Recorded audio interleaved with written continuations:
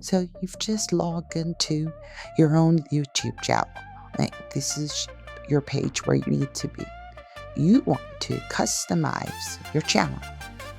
This is where you get to change your layout, what's visible, all of your links. You also get to show your channel home tab to highlight and showcase content for your audience. You can personalize a video here for people who haven't subscribed, and something special for those returning subscribers. There's a group of us that are making music together. So I also want to feature those music channels.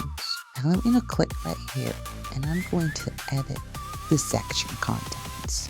What's really cool about this is you can pick any channel on YouTube to feature on your page. And this is his music topic page.